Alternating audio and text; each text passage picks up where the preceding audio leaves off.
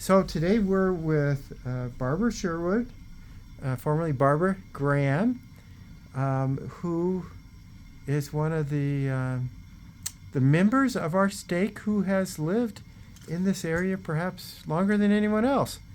So, Sister Sherwood, before we started the tape, we talked a little bit about the old Ash Street building, um, which is by the current high school. Yeah. So, what do you remember of that building growing up? Well,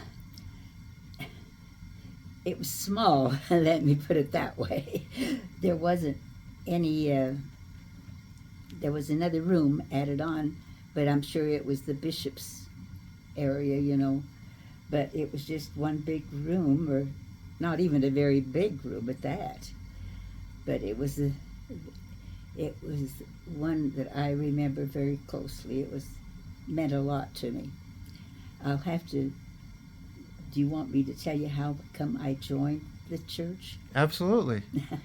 Well, my parents didn't belong to any church, and I had a stepfather who was a wonderful stepfather. George Larson was his name, and he raised me. He was the only father I really knew. But anyway,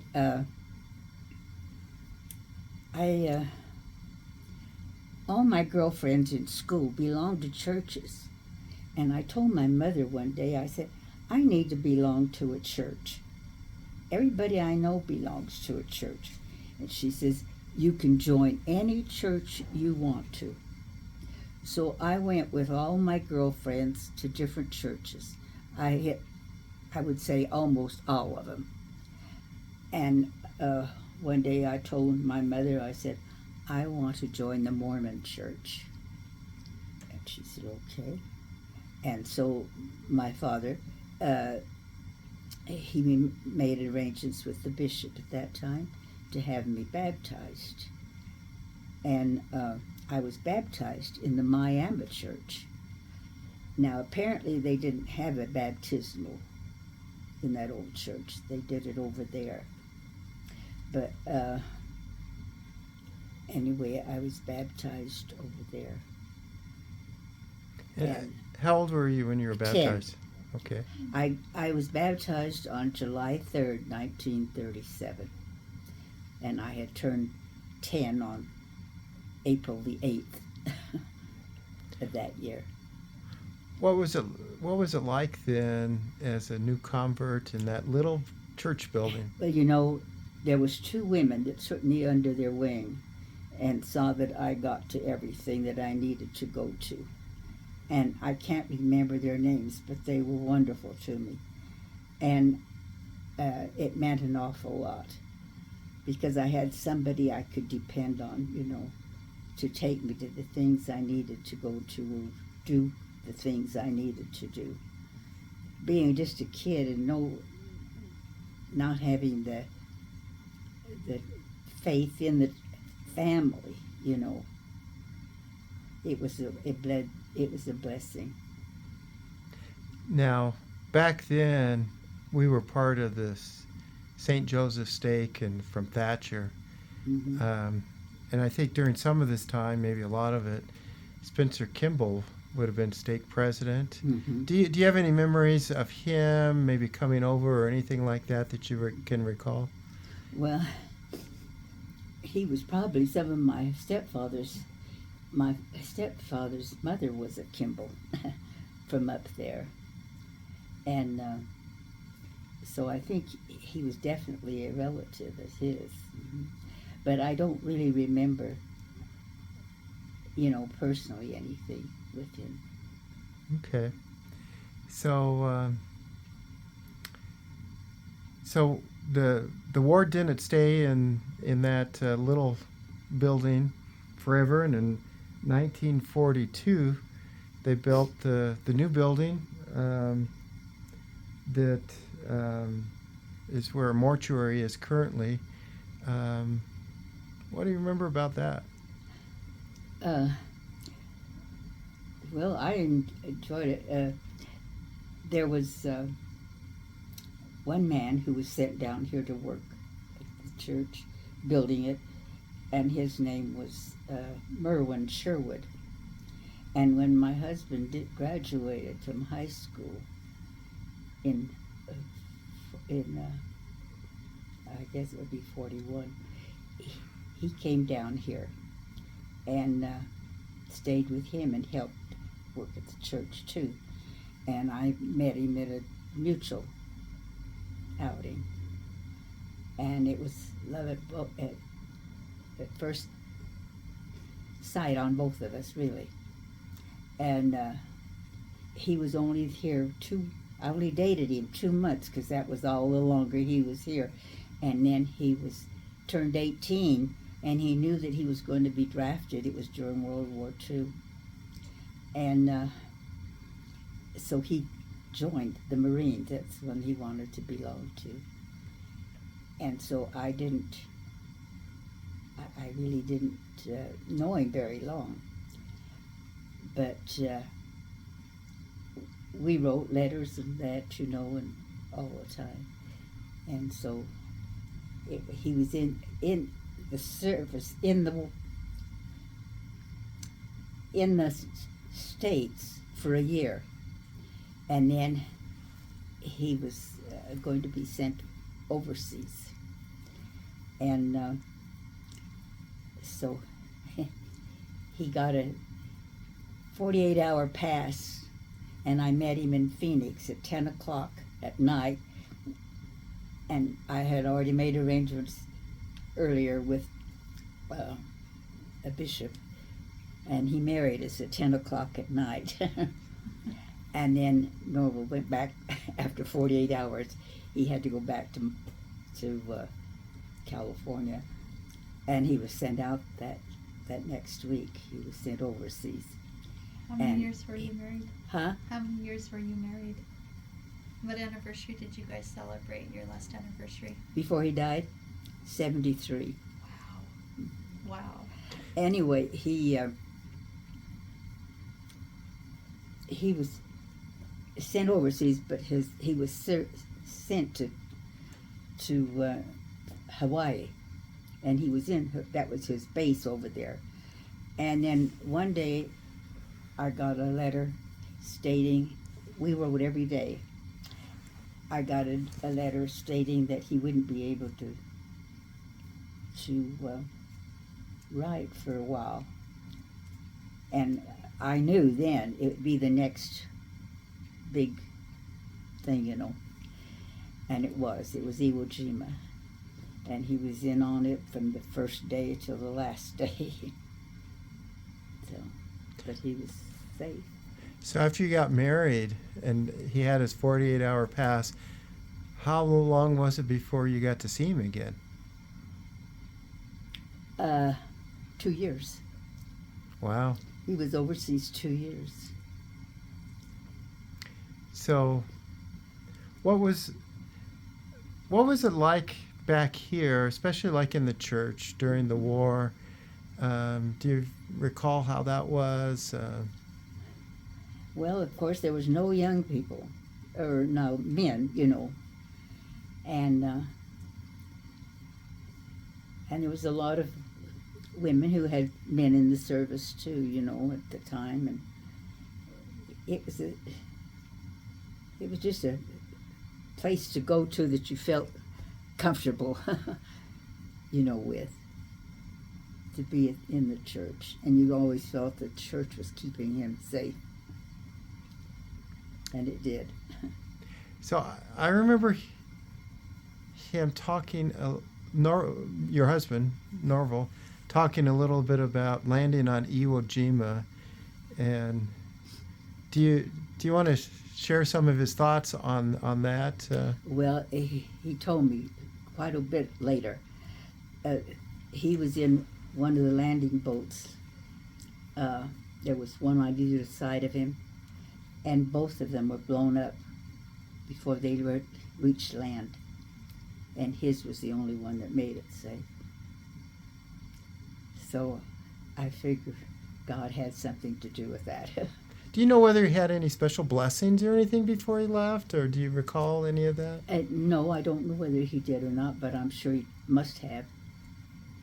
I'm sure there was other LDS guys there somewhere in this outfit. So, when the war ended and he came back, the two of you decided to live in Globe. We stayed here. I was already working, so And where did you work? I worked. It was called Heron's Insurance Company. It was an insurance office, and I became a licensed. Well, see what I mean when I say I can't remember. I became a licensed agent for them, and I worked there 35 years. But I worked for 3 different bosses. When I had my first baby, I took off. Let's see, how many years was it? About 10 or 12 years. I didn't work at all. I stayed home and was a mother to my kids. By that time, I had 3 kids. And when I decided to go back to work, it was a new owner. And I went and I had no problems. He hired me right there and then. And so I worked for him until he passed away. And a new one took over. And I had no problem there either. I mean, he just took me right then. So Okay. I worked those 35 years, all in all. What after the war? What was the church like here in Globe? Gosh, I don't know. We were all very happy, and all the guys came home, and it was a different place, you know, to have all the men back, and it was just a real nice place to be. Then. Now you mentioned your stepfather was a Larson, Mm-hmm.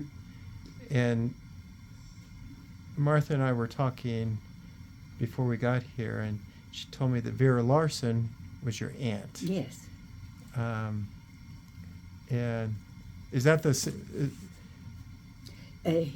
Her husband was my stepfather's youngest brother. okay? A number of years ago, I interviewed. It was probably 20 years ago when Sister Larson was still alive. I interviewed her, and one of the things she talked about fundraising for like the building, the church building down, that's the mortuary now. Mm-hmm. Do you have any memories of any fundraising activities? She talked about making pasties and Oh things yeah, like they that. always made pasties for any time they needed money. They did a lot of pasty making. Mm-hmm. And it always seemed to work very well. They would make them every week. And who would they sell them to? What? Who would they sell them to?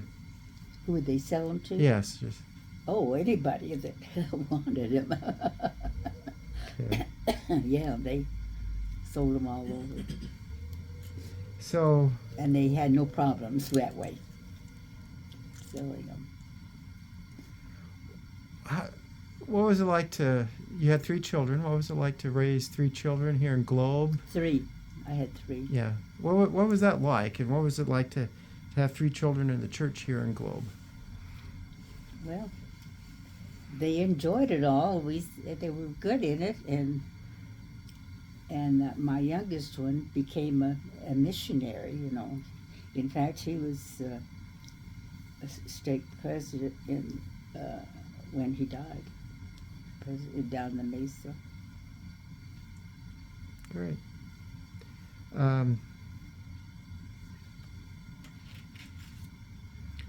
What you've been a member of the church here in Globe probably as long or longer as anyone else who's alive. What would you see as what kind of changes do you think you've seen during that time? How have things stayed the same? How would you describe that? Well, not many things changed. Uh, It seems to be about the same always, you know. They have the same ideas and that. And it just seems to grow more of all the things that they do. Mhm. Now, what can you talk about some of the callings you've had over the years? Well, I was Relief Society president, and I'd been Relief Society secretary different times, a lot. In fact, that was my first job in there. And then we were called to serve a mission in Superior.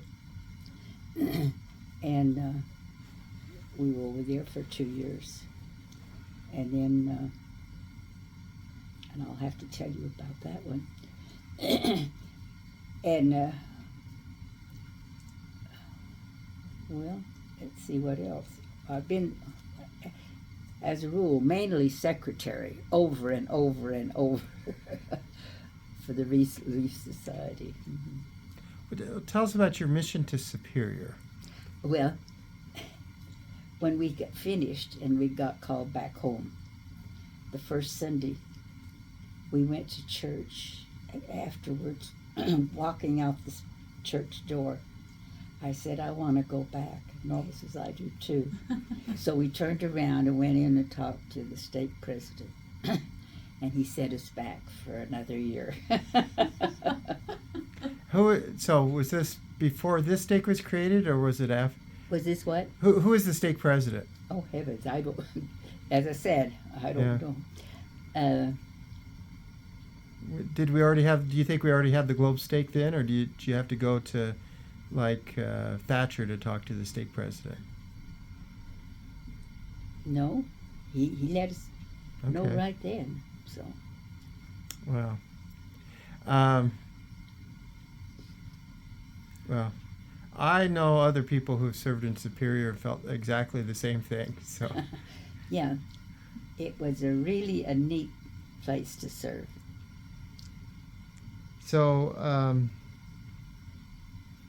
now, Brother Sherwood served in a lot of callings in the church over the years. Mm-hmm. What,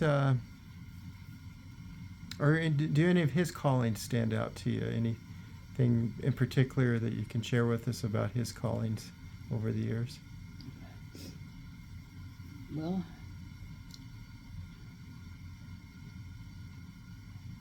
no, they were all very good. I mean,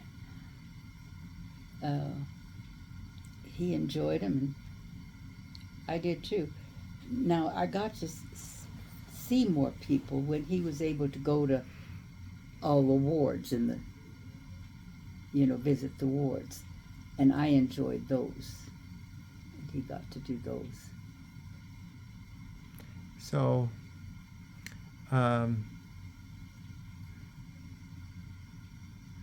now I remember for many years that your husband and Brother Cameron would often just go around doing a lot of good deeds all the time. Do you have any thoughts about that? Seems like they were always helping somebody fix this or fix that, and Yeah, just they did, but I can't specify any just one, because they did do an awful lot that way. They were good friends, and they just enjoyed doing things like that.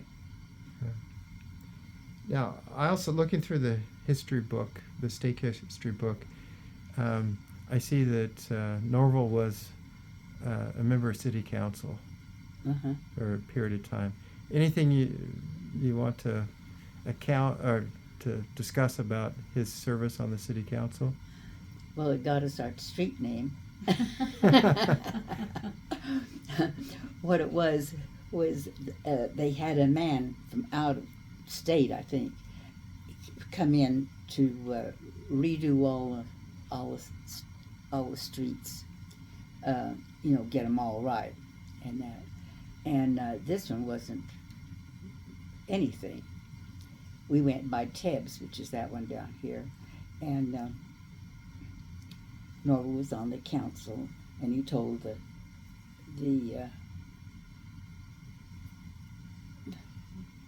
well, the head of it, you know, up there. He said, tell him not to forget Sherwood Street. So, you know, he meant our street. So when it came out, it was Sherwood Street. Well, that works. You did. Very appropriate. Do you recall when the globe stake was created? Was what? I'm not asking when the globe stake was created, but do you remember when they created the globe stake and separated us out from the St. Joseph stake? Oh, yeah, I remember when we quit having to go to Thatcher for all our.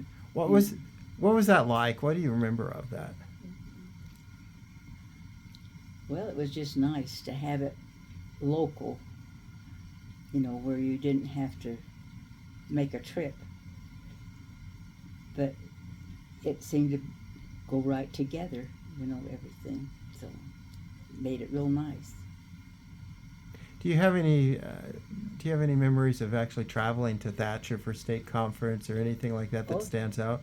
Oh, well, I can remember all the trips, but not much, you know, other than that. Okay. So are there things, I've asked you a bunch of questions, but are there things that you've thought of that maybe I haven't asked you that you'd like to share? No, I can't think of anything. Well, At my age, I have found that I forget an awful lot. I think you've remembered a lot. Would you be willing to share your testimony with us? To do what? To share your testimony with us as we conclude this little interview? I, Do you mind sharing your testimony? all right. Yeah. Okay.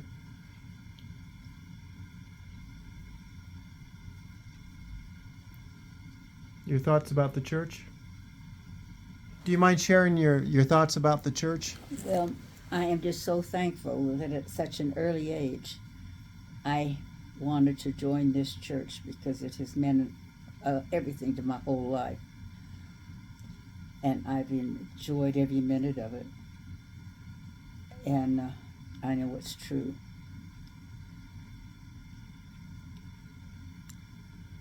And I'm so happy that I didn't join any other.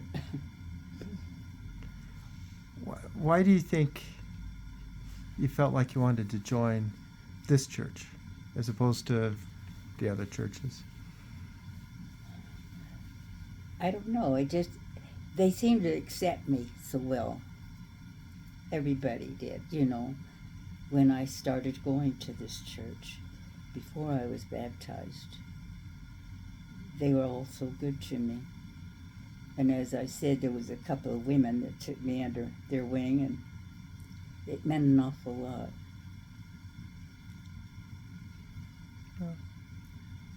Anything else? That's about it.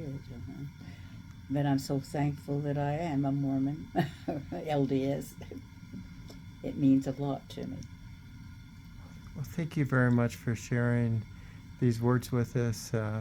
You've done an awful lot in the church and in the stake here over the years, and we are all very thankful that you decided to join the church all those years ago and have done everything that you've done over the years. So thank you very much, and thank you for letting us visit with you.